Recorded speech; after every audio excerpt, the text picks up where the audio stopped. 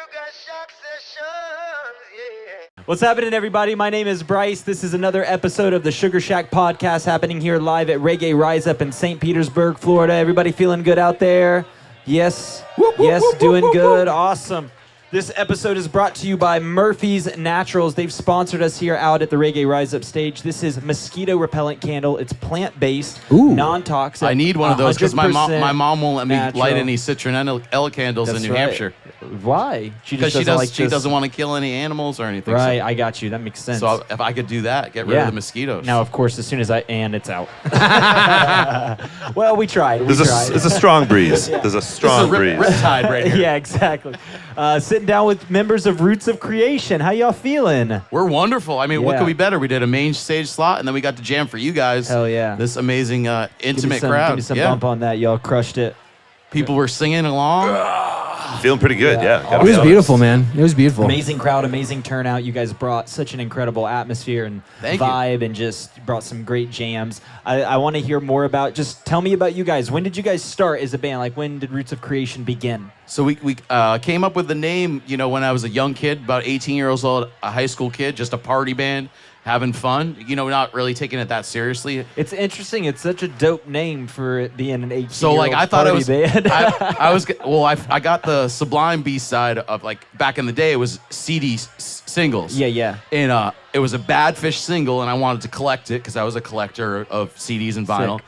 And tapes. And on the B-side was Roots of Creation, which you couldn't find because there's no internet yet because I just turned 41. So so I was like, oh, that'd be a dope name for a band. Nobody will know about it. And later they came out with the box set, the internet came, and everybody knew where our name was. But for a while we flew under the radar. Nice. Yeah. That's cool, man. You stuck with it. That's an awesome name, though. I mean, it's been great. So you guys you started then, and it's been a project. Yeah, ever and then since? I met Tal at Franklin Pierce University, and we kept doing the party thing, but they were bigger because they were college parties. Yeah. And we sold out the first couple shows we did that were ticketed because all the people from the parties went to the shows, and me and him were like, hey, once we graduate, you want to move into a house and get a van? We didn't know what to do. My friends were like, well, what the Dead did was they all moved in together, they got a van, and they hit the road. So that's basically what we did, right, Tal? Have you guys been Deadheads way back, that early on? Were you Grateful Dead fans or? Brett was. If I'll be honest, I was more of a Fish fan. But I'll say that quietly. Yeah, it's okay. There's no judgment here at Reggae Festivals. Yeah, I wasn't able to actually see them with Jerry, but I collected the tapes. Yeah. My mom was like, no, you're not going to the, Yeah, right. Was she strict? She knows what's up. Yeah.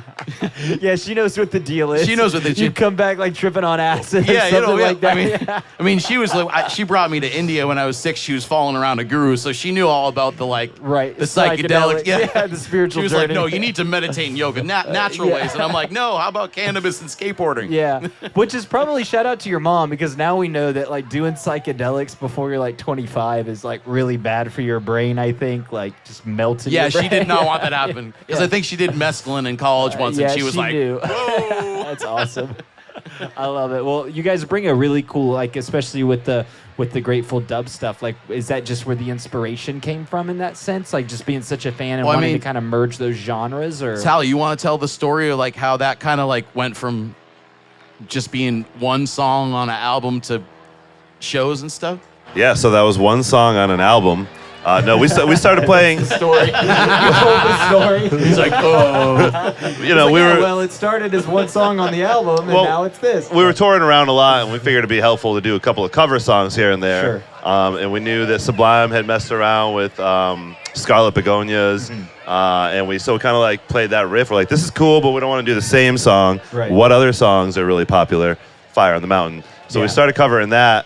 And it just got really good. And then the Row Jimmy on Living Free. Row Jimmy too. Yeah, we put that out too. Yeah. And they got really good reception, and we were like, we should just keep doing this. Yeah, let's just keep doing this. That's great that you just know. You can see great response. You're like, hey, I think I'm onto something. Let's do more with it. And it's true because, you're eventually. Yeah, it birthed an idea, though. We're like, well, we can really dive in on this with the Grateful Dead culture and how they approach shows and recording. And we were playing this festival, Jerry Jam, which when we first started playing it was just almost like the Sugarshack today, just really intimate. And as it grew, they started hiring Melvin Seals, who was Jerry Garcia's keyboard player, to jam with us. So the repertoire started getting bigger. and he was hiring us to play festivals and clubs, and he was like, hey, do a dead set at this theater. So we kept having to learn more material, and then eventually it was like an album's worth, and we were somebody introduced us to Errol Brown, who recorded Bob Marley's last 3 albums. We thought it would be really cool to have like a old school engineer capture that real authentic reggae sound with our little jam reggae thing to kind of hone us in and like, give it a good feel. Yeah. And like, Andrew, since you're kind of a producer, you want to talk about working with Errol? Well, yeah, sure. Working with Errol is amazing because he is old school. He comes from the original reggae, like what that hi-hat is supposed to sound like is the reggae hi-hat. Yeah. All his drum sounds are totally top-notch. And he is on top of it the whole session. You know, he starts with he's there 2 hours before you are. He's ready to get going. He's 100%. Once you get there, he's like, man, where have you been? Yeah. And like we're 2 hours afterwards loading the equipment at 72. Exactly. He's still going. And the whole time he is bopping his head, he is grooving. And then he'll give you like one little suggestion and it just changes the direction of the rest of the day. Yeah. He wouldn't let us like mess up at all. The last session we did with him, we're working on volume 2. Like it took us 8 hours to finish a song because he wanted to do it the 70s way, where it's just like no splicing. Right. Like everybody was in until the track was good. Like that's it. And everybody was in the room together too. The whole rhythm section recorded it as a rhythm section, so they captured that live feel to it. But it was also cool because at this point we worked with him in the studio 2 different times on 2 different albums. And 2 different studio spaces, and still you listen to it and you're like, yeah, that's still Errol's mix. That's still his drum. It doesn't matter. Like you're in a different studio, you're working with different drummer. It's still his sounds, man. Yeah, that's so awesome. It's so awesome. I love it. So this is the latest project that you guys have been working on? Yeah. So basically, we're kind of splitting into 2 entities at this point.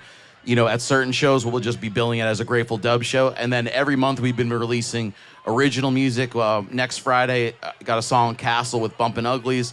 Before that, the songs you heard tonight, we had Ocean Moon and We Could Do Anything, which had Sierra Lane and The Expendables. So we're kind of able to we have 2 projects at this point to be able to delve into, whether, it's a show like this where we can do a little bit of each of the material, or we might do a straight 3-hour Grateful Dub show, or we might do an original set where there's only a couple Grateful Dub tunes and it's mostly our original stuff. So it's pretty exciting to be able to have that freedom to do different things. Yeah. It's been a lot of fun because, we're working on 2 albums at the same time. So there's a lot of studio work and to like get in the mindset of these are our original songs and we're taking them in this direction. And then, okay, now we're working on Grateful Dub, get into the mindset of these songs and take them in that direction. I love it, guys. I think it's really cool that you're able to just stay like stimulated as a musician and an artist working in 2 different kind of projects and stuff like that.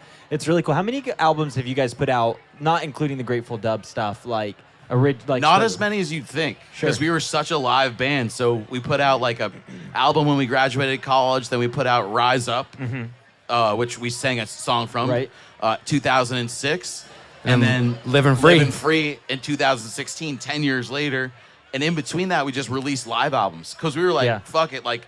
Everybody's like, you sound so much better live. So we were just like, okay, we're just going to spit out live. I mean, we're a live band. Like, we have fun in the studio, and and I'm proud of our studio projects.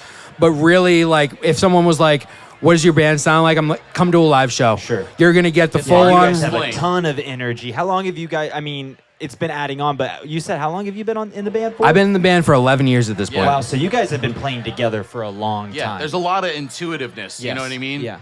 I take some of the stuff from authentic reggae artists when they're getting backed by a band and maybe they don't know the material, so I'm shouting out some stuff on stage. But on top of the calls that I'm giving, everybody knows intuitively, like if they're looking at me, I'm looking at them. Andrew's kind of giving me the eyes like, I'm done soloing, but I'm like, no, you're not, because you're crushing it, so keep going. But I mean, even the jams, we've been jamming at this point so long together that if Brett goes for a guitar lick, I kind of can anticipate in my head what he's going to do. So I'm like, oh, he's probably going here, so I'm going to go here. And Tal's going to go here. So, like, we kind of know what's happening with each other, And the newer guys that we just latched onto that are like younger than us have brought like a whole new fire. Yeah, to the this group. younger dude, he's like what, 17 years old. Tell me about how you found. Oh, sorry, we're not allowed to. He's say he's that. he's 22. He's 22. He's 22. He's 22 years We old. found him on the internet. He was covering our stuff on Instagram. It's cool. He's got an ID. Yeah, Says he's cool. 22. He's 22. He's 22. Okay, cool. Dope. So you just found him on the internet. Yeah, and Matt Link from the Elevators. Shout out to Elevators. So they found Our two boys. of our members. First of all, we were like, we need a drummer that wants to tour, like that doesn't have a day job, whatever. He's like, call my man Brendan. So we called Brendan. He was like our backup. Hey, we need a filler, whatever. So now he's full time. And then Matt Link, you know, after Asta, the drummer from Elevators, was like, got us Brendan. He's like, Matt Link's like, I really think you should give this kid from Instagram, you know, Matty, a try. I'm like, really? He's kind of young. Like, he's sick. He's like, no, trust me. He's your Bobby. He's the young kid you're going to corrupt and bring on the road. And I'm like, all right, man. Link, I believe you. Because I was in a tough place. I was like, I don't know what we're going to do. Sure. You know, we It worked out. and it worked It out. fucking worked out. Yo, man. And then we got this dude. He plays in a band, Dude Man Bro, Kyle, and he was playing drums a little bit for us. And then we learned that he could play every instrument. And we're like, fuck, having a second guitar player lets me like chill Awesome. out and like talk to the crowd. Absolutely. Well, you guys sounded amazing, and just super thankful that you stopped by. Thank you so much for crushing your set and Thank you for having us, sitting man. down and taking some time and gained a fan today. Thank you so much for Thank you. just. Well, welcome crushing to the it. family. I know, absolutely. I love the Grateful Dove stuff. I love Grateful Dead, so Yeah. really, really epic to hear your versions of that and stuff. But thank you guys so much. And with that, that's a wrap on this episode of the Sugarshack podcast. Shout out to Roots of Creation. Thank you all so much. Any final words that you want to say to your crew or just your that we fans? had a blast. Thank you, St. Pete. Thank you, Absolutely. Sugarshack, and hopefully we've done it on the spot. Now we've done, you know, at a festival. We hope to do a real session someday. Hell yeah, let's make it happen. Yeah. Cool. Yeah, man. All right, Oh, yeah. that's a wrap. Thank you all for tuning in. Thank you sure so giving much, us a guys. Follow Thank you, Roots of guys. Creation Peace out. on their Instagram. Thank you, Keep everybody. up to date with their music releases. Hell yeah, guys. Killed it. Expect Hell one yeah, new man. song every month Boom. until Do we it. go bankrupt. Yeah, until I die. Hell Sugar, yeah. sugar, sugar, sugar, sugar, sugar shack. Sit back, relax, cause it's time for another podcast.